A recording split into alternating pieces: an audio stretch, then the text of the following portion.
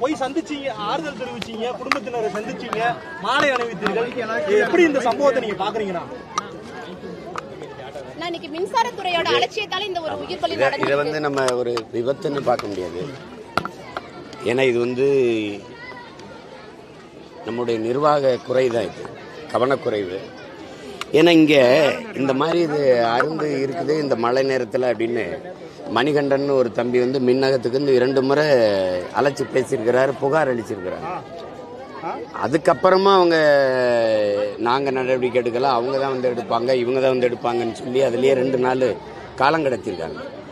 உரிய நேரத்தில் அதை கவனம் எடுத்திருந்தா இந்த உயிரை நம்ம வந்து இழந்திருக்க வேண்டிய நிலைமை வந்திருக்காங்க. அதனால இதை விபத்தாக பார்க்க முடியாது. போயிட்டு இருக்கும்போது திடீர்னு அருந்து விழுந்துருச்சு மேலே அப்படின்னா அது விழுந்து கிடக்குது, நீங்கள் கவனம் பண்ணுங்க, அதை அப்புறப்படுத்துங்க அப்படின்னா அதில் அவங்க சொல்கிறாங்க பாருங்கள், இறந்துட்டாங்கன்னு சொல்லி 1/2 மணி நேரத்துக்கு அப்புறம் தான் அணைக்கவே செஞ்சுருக்காங்க. அப்படின்னா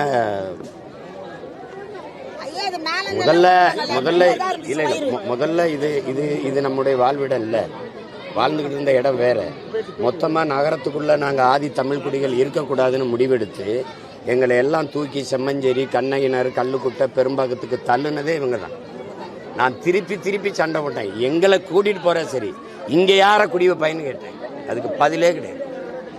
எந்த அடிப்படை வசதியும் இல்லாமல் எங்களை தூக்கி கொண்டாந்து நீங்கள் போட்டுட்டு இதெல்லாம் கட்டடம், இவ்வளவு இதெல்லாம் மனிதர்கள் குடியிருக்கிற வீடு மாதிரி இருக்கா மட்டும் பாரு.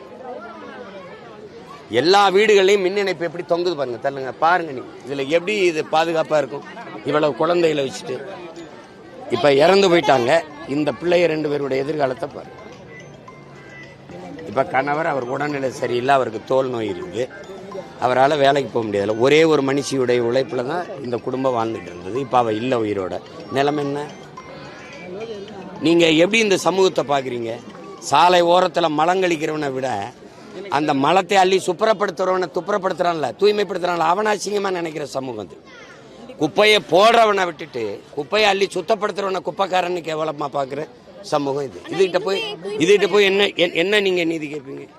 கள்ளச்சாராயம் குடிச்சு செத்தவனுக்கு நீங்க உடனே போய் நிவாரணம் 10 லட்சம் கொடுத்து அவன் குடும்பத்தில் இருக்க பிள்ளைகளெல்லாம் அரசு படிக்க வைக்கும், அவங்களுக்கு எதிர்காலத்தில் அரசு வேலை கொடுக்கும். நீங்க இப்ப இந்த பிள்ளைகளுக்கு யார் படிக்க வைப்பா? கள்ளச்சாராயம் வித்தவன், கள்ளச்சாராயம் குடிச்சவனை விட இவங்க இந்த நாட்டில் குப்பையில அள்ளி அழுக்கை அள்ளி சுத்தப்படுத்துற பணியை விட ஒரு தூய்மையான பணி ஒன்று இருக்கா சொல்லுங்க? இதே இவர்களுக்கு காலுக்கு பூட்ஸ், கையில் அந்த பிளாஸ்டிக் அந்த கிளவுஸ் கொடுத்துருந்தா இந்த மாதிரி இந்த நின்றுட்டு போனாங்க அவங்க எல்லாரும் காலில் செருப்பு தான் போட்டுருக்காங்க. நீ பார்த்தீங்களா? எங்கூட நின்று பேசணும் இல்லை? அதில் எத்தனை கோடி செலவு பண்ணிடுவோம்? ஏன் அவங்களுக்கு பாதுகாப்பான அந்த கருவிகளை கொடுக்கறதுல உங்களுக்கு என்ன பிரச்சனை?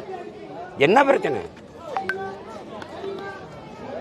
கையுறைகள் சரியா வழங்கல, பாதுகாப்பு கையுறை அந்த காலுக்கு போட்டு முழுக்க இந்த முழங்கால் வரைக்கும் போடுற இந்த கருப்பு பூட்ஸ் நீங்க பார்த்திருப்பீங்க. அது போட்டு இந்த கையுறையை போட்டு போயிருந்தா இந்த தங்கைக்கு இந்த விபத்து நேர்ந்திருக்காதுல்ல. கம்பியா அருந்து விழுந்தாலும் அவளை இந்த மின்சாரம் தாக்கி அழிச்சிருக்காதுல்ல, கொண்டிருக்காதுல்ல. ஆனா காம்பன்சேஷன் ஒரு 20 லட்சம் ரூபாய் கொடுத்திருக்காங்க, அது போதுமானதுன்னு நினைக்கிறீங்களா? 20 லட்சம் ரூபாய் அவ இளம் வயதிலே இறந்திருக்கா. அவ வாழ்நாள் முழுக்க பயணம் செஞ்சா 85 லட்சம் சம்பாதிப்பா. 85 லட்சம் சம்பாதிப்பா. நீ 20 லட்சத்தை கொடுத்து என்ன பண்ணும்? இவன் எதிர்காலத்துக்கு யார் பொறுப்பு இருக்கிறது? யார் பொறுப்பு இருக்கு? இது வந்து தூய்மை பணியாளர்களோட எந்த ஒரு கோரிக்கையுமே இந்த அரசு நிறைவேற்றல சார். அதை பத்தி என்ன நினைக்கிறீங்க? ஏற்காது. நீங்க இந்த கோபத்தை எல்லாம் நீங்க வந்து அப்படியே நீர்க்கடிச்சிருக்கீங்க. இப்ப நீங்க இப்படி பாருங்க, ஒரு நாட்டின் தூய்மை பணிங்கிறது ரொம்ப அடிப்படை. வார்த்தையில நீங்க சுகாதாரமான நாடுங்கிறீங்க, சுகாதாரத்துறை வைக்கிறீங்க. நாடே கிளீன் இந்தியாவுக்கு பல ஆயிரம் கோடியை கொட்டுது. கிளீனை யார் பண்றா? இவன் தான் பண்ணணும். அப்ப இவனை வந்து நீ என்ன அலட்சியப்படுத்துற? நீ இந்த குப்பையல்ற தொழிலாளர்களுக்கான அந்த துப்புரவு பணியாளனை கூட நீ தனியாருக்கு ஒப்படைக்கிறேன்னா, இப்ப நான் ராம்கின்னு ஒரு நிறுவனம் நான் எடுத்திருக்கேன். இவர்களையெல்லாம் ஒப்பந்தத்தில் எடுத்து இந்த நாட்டை, தமிழ்நாட்டின் தலைநகர் சென்னையை சுத்தமா வச்சு கொடுக்கணும்னு நான் எந்த கோயிலுக்கு வேண்டிக்கிட்டேன்னா, இப்ப வேலை செய்யற இவருக்கு சம்பளம் யார் கொடுப்பான்னா இந்த முதலாளிக்கு சம்பளம் யார் கொடுப்பான்னா அரசு. 2270 கோடி மாசத்துக்கு கொடுக்குது அவனுக்கு. அவன் மொத்தமாவே மொத்தமாவே நிரந்தரப்படுத்திய 30,000 ஒரு மாசத்துக்கு எங்க பிள்ளைகளுக்கு கொடுத்தாலே 70 கோடி கிட்ட செலவாகுது. மீதி 200 கோடி எவனுக்கு போகுது? நான் கேட்கறதுக்கு பதில் சொல்லுங்க. யாருக்கு போகுது? 10 மாசத்துக்கு 2700 கோடி டண்டர். 2700 கோடிக்கு நீ குப்பை அள்ளுற. உங்களால நம்ப முடியுது பாருங்க. ஒரு கிலோ குப்பையை கூட்டி அள்ளுறதுக்கு 12 ரூபா செலவு பண்றேங்குது. 12 ரூபா செலவு பண்றேங்குது அரசு. 12 ரூபாயா ஒரு கிலோ குப்பை அல்ல தம்பி. இதெல்லாம் என்ன கொடுமை பாருங்க. எப்படி வைக்குது பாருங்க. கார்பரேஷன் கழிவறையை கழுவுறதுக்கு 350 ரூபா போடுது. ஊரு கழிவறையை கழுவுறதுக்கு 350 ரூபா. தெண்டத்துக்கு போட்டு காசை போட்டு எடுத்து கொள்ளையடிச்சு சுரண்டி இந்த குப்பை எழுறவனை வச்சுக்க மாட்டேன், வாத்தியாரை வச்சுக்கிற மாட்டேன், போக்குவரத்து தொழிலாளியே வச்சுக்க, எல்லாத்தையும் கொடுத்துருவேன். நீ என்ன பண்ணுவ? சாராயங்காய்ச்சி விற்ப, சாராயங்காய்ச்சி ஊற்றி கொடுக்குறவன அரசு வேலையாக வச்சுப்பேன். வேற இந்த வேலையை ஏன் நீ அரசு வேலை இல்லாமல் தனியாருக்கு கொடுத்த பதில் வச்சிருக்கியா? எல்லாத்தையுமே உன்னால நிர்வகிக்க முடியாதுன்னு தனியார்ட்ட கொடுத்து கல்வி, மருத்துவம், போக்குவரத்து, மின் உற்பத்தி, விநியோகம், குடிநீர் விநியோகம், சாலை ஓடுதல், பராமரித்தல் எல்லாத்தையுமே நீ தனியாருக்கு கொடுத்துட்டீங்கன்னா இந்த குப்பையல்ற தூய்மைப்படுத்துற தூய்மை பணியாளர் எல்லாம் எந்த வேலையை நீ செய்வ? எதுக்கு ஒரு அரசு இதுக்கு வெக்கம் மயிர் இல்லாம பல லட்சம் கோடியை கொட்டி தேர்தல், அதுக்கு ஒரு முதல்வர், அதுக்கு பல அமைச்சர், எதுக்கு சொல்லு? எந்த வேலையை நீ செய்வ? இதுல இவன் கேட்கிற பணி நிரந்தரம், என் பிள்ளைகள் கேட்கிற பணி நிரந்தரங்கிறது பணி பாதுகாப்பு. இந்த பாருங்க, தாழ்த்தப்பட்ட மக்கள் தான் இந்த பணியை செய்யறாங்கன்னு நினைக்கல. அரசு வேலைன்னு கொடுத்தா யாரும் அள்ளுவான். நான் உங்ககிட்ட கேட்கிறேன், இந்த முடிதிருத்துற பணி இருக்குல்ல, இன்னைக்கு எங்க மருத்துவர் குலம் செஞ்சுக்கிட்டு இருந்துச்சு, அவங்க தான் செய்யறாங்கன்னு நீங்க நினைக்கிறீங்களா? இன்னைக்கு என்னோட வா, எல்லா பயிலும் முழுக்க இந்த சலூன் கடைன்னு வச்சிருக்கிறவங்க வட இந்தியா வச்சிருக்கேன். புரியுதா? இந்த சலவை தொழிலாளி இருக்கான்ல, நான் போட்டிருக்க சட்டை இருக்குல்ல, இது மொத்தமா இந்த சட்டை 1500 ரூபா. ஒரு தடவை தேய்ச்சி தர 25 ரூபா. 10 தடவை தேய்ச்சா சட்டை காசை விட அதிகமா இருக்கு. தேய்க்கிறவன் யாரு தெரியுமா? எங்கால் கிடையாது, வேற ஆளு.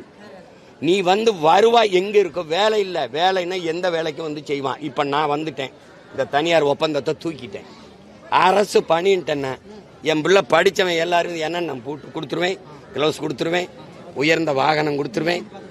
இப்படி இந்த கேவலமானது இல்லை. ஏன் நீ உலக நாடு எல்லாம் போறீல, அந்நிய முதலீடு இருக்கு. சிங்கப்பூர் போனேன், சிங்கப்பூர் இப்படித்தான் குப்பை அள்ளுதா? அதை பார்க்கறதா? அதை பார்க்கணும்ல. பிரிட்டன் இப்படித்தான் பண்ணுதா? அரபு நாடுகள்லாம் இப்படித்தான் குப்பை எழுதுதா? அப்ப நீங்க இதுல எந்த கேள்விக்கு பதில் இருக்கு? பணி நிரந்தரம் வேணாம்னு சொல்றது. பகுதி நேர ஆசிரியர்கள் பணி நிரந்தரம் கேட்கிறான், அதுவும் வேணாமா? செவிலியர் கொரோனா நேரத்தில் தேவதைகளா தெரிஞ்ச செவிலியர் கேட்கிறாங்க, எங்களுக்கு பணி நிரந்தரம் பண்ணணும், அது வேணாமா?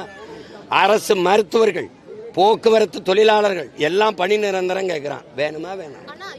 வேணுமா வேணாமா? அந்த 6 புதிய திட்டங்களுமே புதிய திட்டம் இல்ல, அது மத்திய மாநிலத்தோட பழைய திட்டங்கள் தான் அப்படின்னு ஒரு பேச்சு இருக்கு. அதை பத்தி சொல்லுங்க தங்கச்சி. நான் ஒன்னு இருங்க, கொஞ்சம் இருங்க.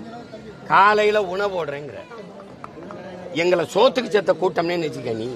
நீ வேலை கொடு, சம்பளம் கொடு, நாங்க சாப்பிட்டுக்கிறோம். நீ என்ன காலையில வா சோறு போடுறேன்னு? முதலாளிக்கு நான் போய் வேலை செய்வேன், சோறு கவர்மெண்ட் காசு நீங்க போடுவீங்க? சொல்லு, எப்படி இருக்கு?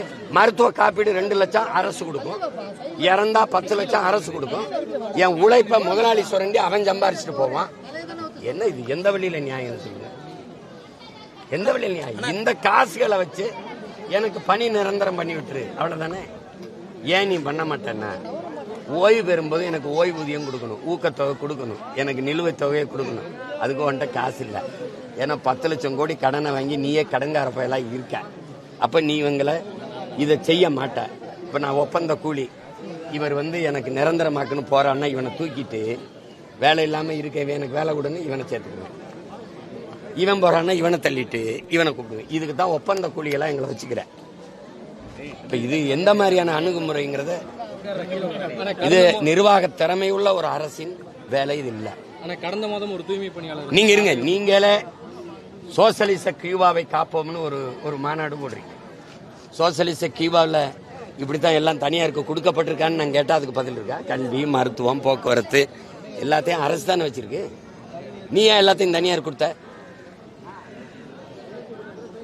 எதுக்கு தனி? கண்ணகி நகர்ல இன்னமும் பல இடங்கள்ல மின்சார கேபிள்கள்லாம் தொங்கிட்டு இருக்கு, மக்கள் அச்சத்தோட இருக்கிறாங்க. எங்களுக்கு அவங்கள பொறுத்த வரைக்கும் நாங்க ஒரு உயிரே இல்லையே. உயிரா நினைச்சிருந்தா, உயிரா இருந்தா நான் முதல்ல வாழ்ற இடத்துல என்னை விட்டுருப்பான்ல. என்னை தூக்கிட்டு வந்து தெருவில் போட்டு எனக்கு என்ன, சென்னையில முதன்மையான நகரங்களே கழிவு நீர் மழை நீர் வழிந்து உடக்காவா இல்ல, எனக்கு என்ன இருக்கும்? அங்கேயே மின்கசிவு ஏற்படுது, எதுவுமே இல்ல. உலகத்துல மக்களின் உயிர் மீது அக்கறை கொண்ட ஒரு அதிகாரம் இருந்தால் அது கவலைப்படும். மழை நேரம் வருது, பருவம் மாறுது, அப்ப சரி பண்ணணும். எங்கெங்க மின் இணைப்பு சரியா இல்லை, எங்கெங்க மின்கசிவு ஏற்படு பார்த்து சரி பண்ணணும். அதை பத்தி கவலைப்படாத அரசுகிட்ட நீங்க போய் அந்த அதிகாரத்தை நிறுவிட்டு இப்ப போய் கோவப்பட்டு என்ன பண்றது? ஒரு உயிர் போனா கோவப்படுறோம், கத்துறோம். யாராவது செத்து உங்களுக்கு உணர்வு கொடுக்கணும், உங்களுக்கு புரிய வைக்கணும்னா எத்தனை பேர் சாகுறது சொல்லுங்க நீங்களே.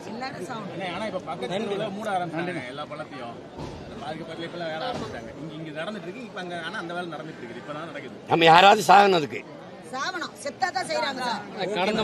மனு கொடுத்தா கேட்க மாட்டீங்க. யாராவது மரணிச்சா திரும்பி பாப்பீங்கன்னா எப்படி இருக்குது? ஆனா இப்ப 20 லட்சம் கொடுத்துட்டாங்க. இவங்களோட இந்த 2 பிள்ளைங்களோட நிலைமை என்னவான வருங்காலம்? அதாவது நீங்க சாராயம் குடிச்சு செத்தவனுக்கு வந்து அறிவிச்சது போல இந்த பிள்ளைகளின் கல்விக்கான எதிர்காலத்தை, கல்வி செலவு, அவர்களுக்கான பணி உறுதி, எதிர்கால பாதுகாப்பான வாழ்வுக்கு அரசு உறுதி இருக்கு. அது ரொம்ப முக்கியம். நான் சொன்ன மாதிரி 85 லட்சம் அவ ஒரு ஓய்வு பெற வரைக்கும், இன்னும் பேச்சு இளம் வயது, இன்னும் ஒரு 20-30 வயசு வேலை செஞ்சா கூட 85 லட்சம், 1 கோடி சம்பாதிப்பான். அந்த இழத்தொகையை இந்த பிள்ளைகளின் பாதுகாப்பு தொகையா வச்சு அவங்களை பாதுகாக்கணும். அதுதான் இல்லை.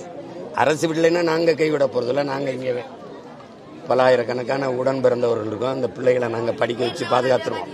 அதனால அரசின் பொறுப்புன்னு ஒன்று இருக்குல்ல, அது செய்யணும்.